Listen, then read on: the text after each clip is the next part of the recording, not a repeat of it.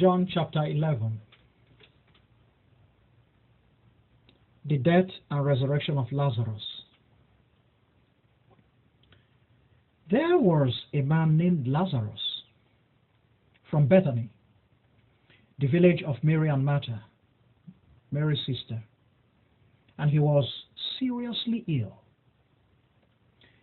Mary and Lazarus, who was ill, were siblings. The same Mary who anointed the Lord with perfume and wiped his feet with her hair. So the sisters sent a message to Jesus saying, "Lord, the one you love is seriously sick." When Jesus received the message, he said, "This sickness will not end in death. Rather, it is for the glory of God, so that the Son of God will receive glory through it." Jesus loved the siblings, Martha, her sister Mary, and Lazarus. Yet, when Jesus heard that Lazarus was acutely ill, he remained where he was for 2 more days. And then he said to his companions, "Let us return to Judea." His companions said, "Rabbi, quite recently the Jews were trying to stone you. And are you going back there?" Jesus replied, "Are there not 12 hours of daylight? No man who walks by day walks endangered, for he sees by the light of this world. It is when a man walks by night that he walks endangered, having no light with which to see."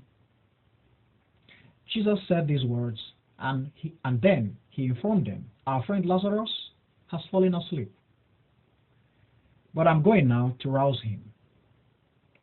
His disciples answered, "Lord, if he slumbers, he will improve."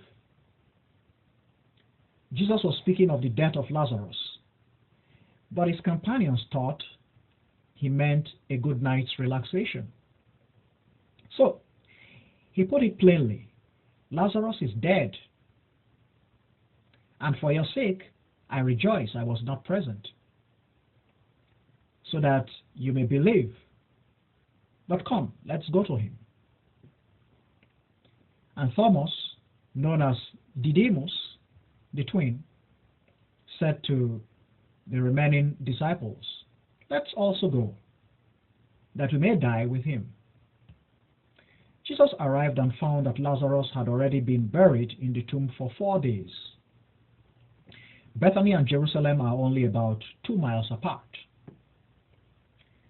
And thus, many Jews had already come to console Martha and Mary regarding the loss of their brother, Lazarus.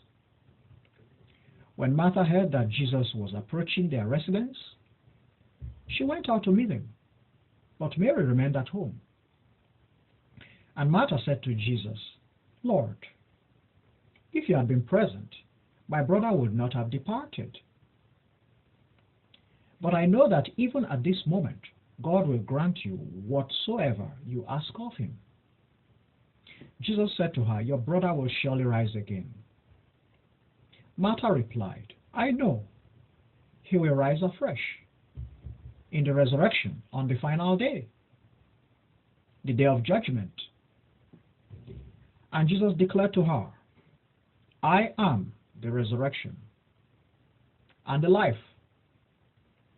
He who has faith, believing in me, will live, even though he dies. And whoever lives by faith, believing in me, will never die. Do you believe this?" "Yes, Lord," Martha said. "I believe that you are the Christ, the Son of God, he who has come from God into the world." And after she spoke, she went and called her sister Mary aside. And she said to her, "The teacher is here and wants to see you." When Mary heard this, she got up at once and went to him. Now Jesus had not yet proceeded into the village, but was still outside, around the area where Martha had met him.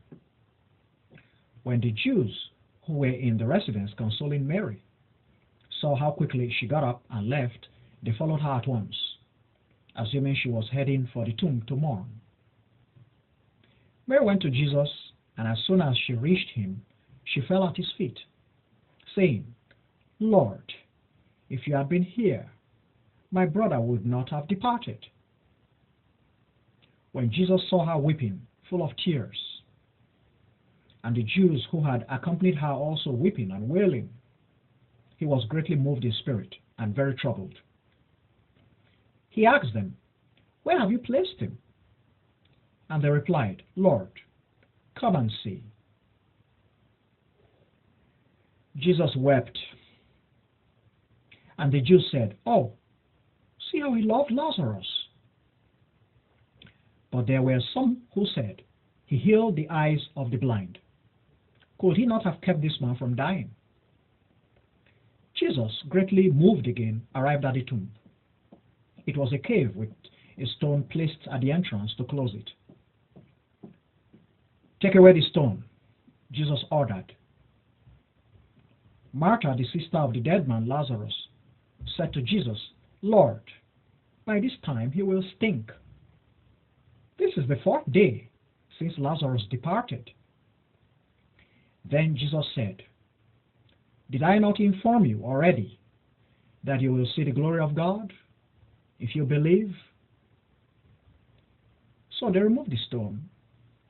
Jesus lifted up his eyes and said, "Father, I thank you, for you have heard me.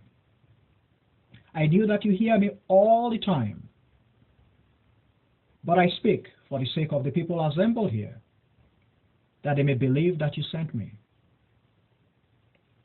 When he had said this, Jesus cried in a stony voice, "Lazarus, come out!" The dead man came forth, his hands and feet bound with strips of fabric, and a cloth over his face. Jesus said to them, "Unbind him and let him go." Many of the people who had come to visit and console Mary saw what Jesus did and believed in him. But some went to the Pharisees and gave them a report of what Jesus had done.